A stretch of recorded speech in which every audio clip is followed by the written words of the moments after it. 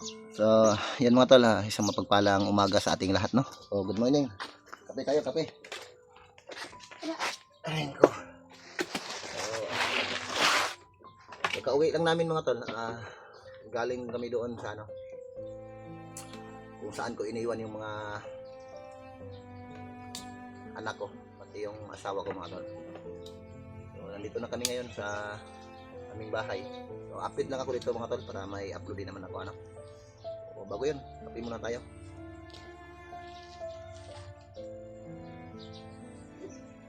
Ligo na. Sige na, ligo na.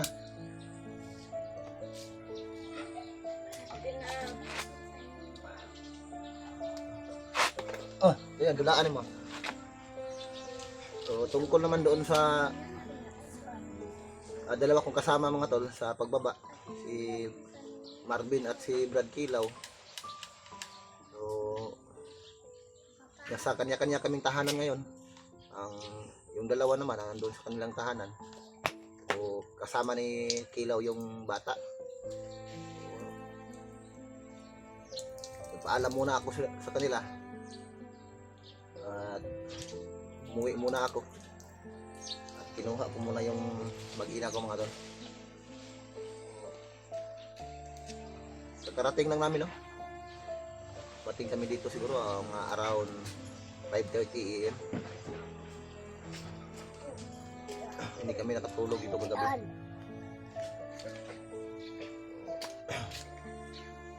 So, mamaya mga tol, aalis naman ako. So, hindi ko iiwan yung mag-ina ko dito. So, matagal lang ako nakapag-update sa kalagayan ng aking asawa. Tungkol din naman pala doon sa kalagayan ng aking asawa mga tol. May nagtatanong kasi kung napano daw yung asawa ko. So, yun, habang nagpunta yung asawa ko sa ano, doon sa center para magpa ultrasound sa kanyang tiyan. Pag uwi niya ay biglang nasimplang yung motor na sinasakyan ng kanyang asawa. O, buti na lang at hindi naman malaki yung pinsala. O, buti na lang ay hindi malakas yung pagkasimplang ng motor na. Mahirap kasi yung daanan dito sa aming lugar mga tol. Lubak-lubak kasi, rock road. Malalaki yung mga bato, pati yung mga daanan, dinadaanan ng mga malalaking sasakyan ay ano na ba, butas-butas yung daanan.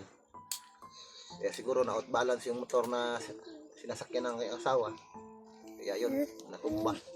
So, buti na lang hindi naman gaano yung pinsala sa katawan ng aking asawa, pero sakit daw yung ano niya sa kanyang balikat. So, may gas-gas nyo sa kanyang tuhod. So, yun, hindi kasi maiwasan dito kapag aalis ka. May mga ano kasi dito mga tol, sasakyan namin kadalasan dito mga motor na single, tapos mahirap yung daanan dito sa amin. Buti na lang hindi malakas ang patakbo yung driver. O dahan-dahan lang yung pagkatumba, dahan-dahan lang. Kung bigla na pagkatumba yun, delikado yung asawa ko, malaki na pa yung tiyan. Kaya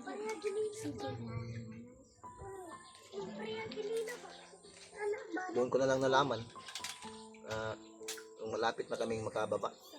Nag-chat yung asawa ko, sinabi niya sa akin.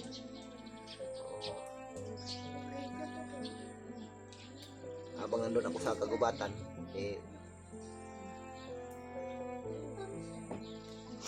parang wala talaga ako sa sarili na nalaman ko yung nangyayari sa aking asawa. Kaya nagkataon din na nasagupa ko si Bangas,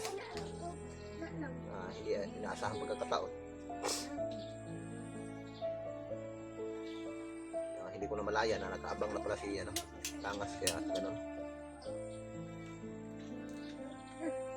So, pagkatapos nun, after naming madala yung bata, ay bumaba na kami.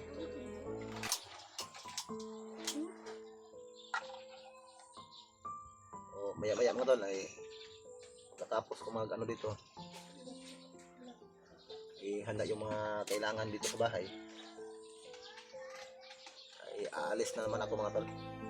At may pupuntahan pa ako.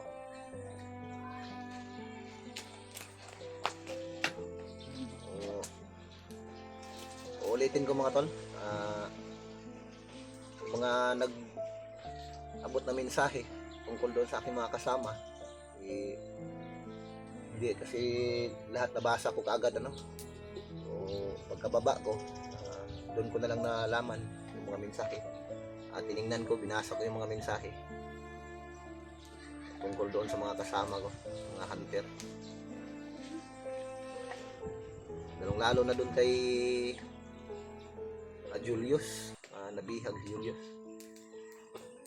So may ano pala doon, may nag-comment pala doon tungkol kay Julius, parati na lang daw nung nangyayari kay Julius yung ganun dahil sa kalagayan doon ni Julius. Kahit ganun naman si Julius mga tol, ay ano naman din yun, mabilis naman din yung kumilos si Julius. So nagkataon lang siguro, pero yung nagko-comment doon tungkol kay Julius, iwan ko lang kung ano, pero totoo naman yung sinabi niya tungkol kay Julius, no? Pero iwan ko lang kung ano ba yung ibig niya sabihin.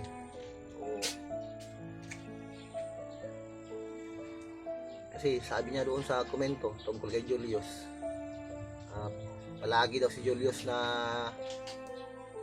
nabibihag dahil sa kalagayan daw ni Julius, na hindi niya makita ni Julius yung buong paligid dahil isa lang daw yung mata ni Julius.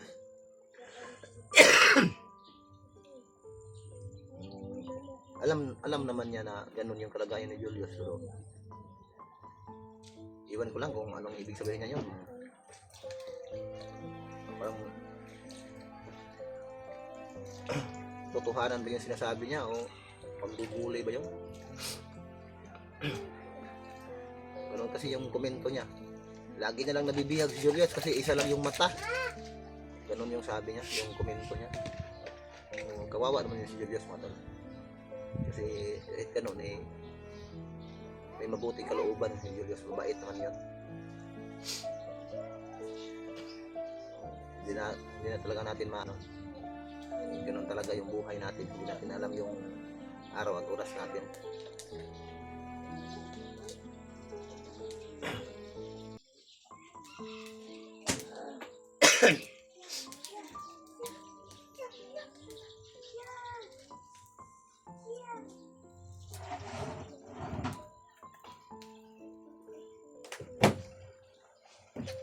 So maya mga tol, daanan ko muna sila ano doon, sila Brad Kilaw at si Marvin bago ako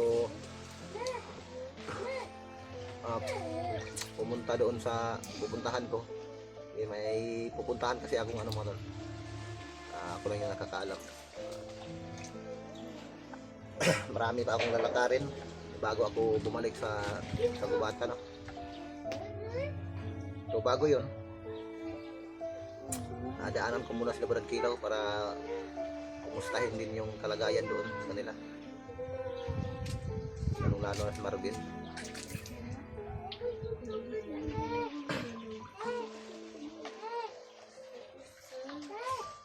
Kuya, bigyan mo ng tubig si Adin.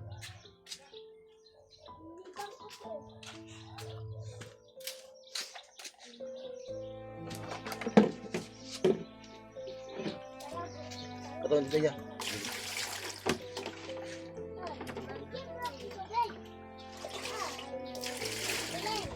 Bilisan daw, sabi ni Adin, bilisan niya ng tubig. Bigay sa kanya.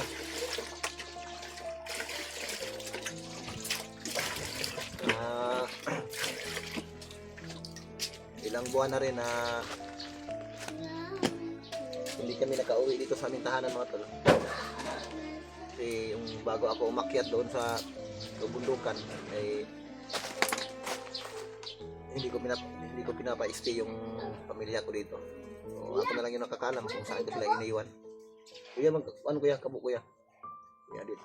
Yung lagyan mo ng tubig sa ulan.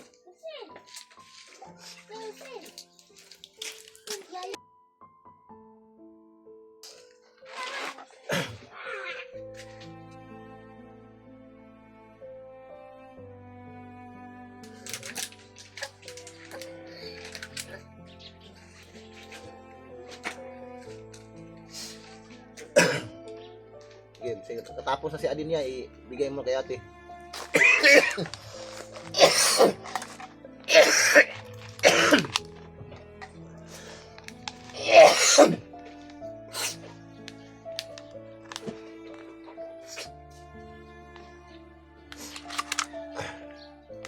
Dito kasi maganda yung pakiramdam natin ngayon mga tol. May nilalagnat pa kasi ako mga tol. Pero gayon pa man ay nilalabanan ko lang yung karamdaman ko. Hindi ako pwede magpahinga. Kailangan ko talagang sikasuhin yung pamilya ko dito bago ako babalik doon sa kagubatan. Hindi naman pwede na babalik ako doon.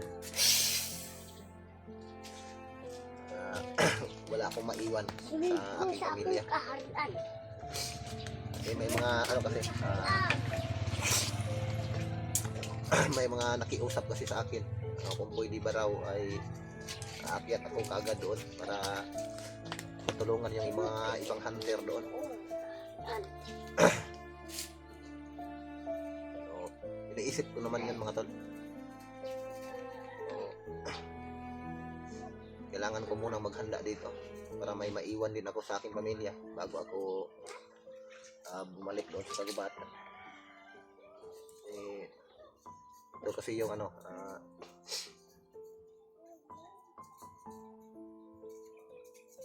bali trial sa akin ba. Habang nandun ako sa kagubatan, iniisip ko parati yung pamilya ko dito. May nagamit pa ba sila o wala na. Kaya habang narito ako mga tol ay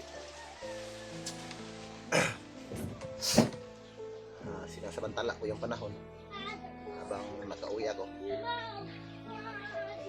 Kaya habang nandito ako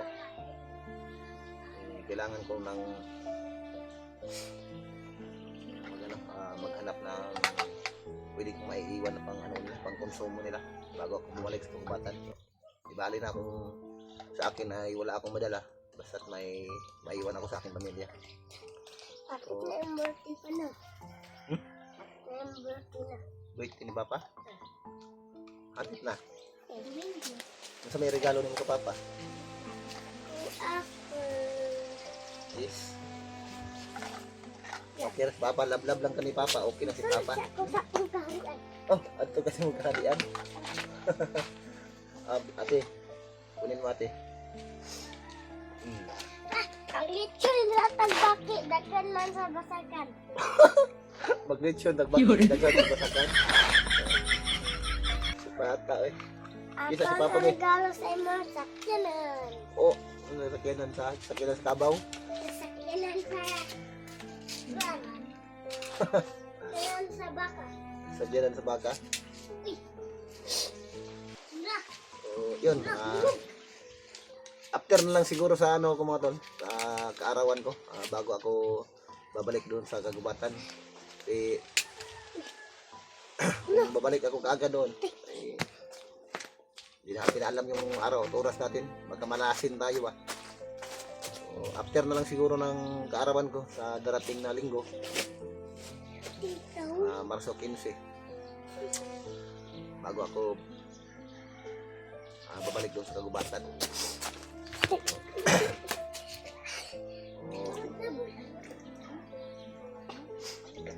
Aga-aga pa. Pinapasaya na ako ng aking bunsong anak na si Ridin. Bigyan niya raw ako ng regalo. Mag-lechon daw kami ng palaka.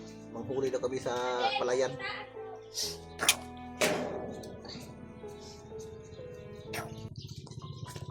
Hello, brain. Yan, nahulog na po niya. Ang bala. Nahulog yung bala. Nagbakta sa inyo. Kuha ako ya.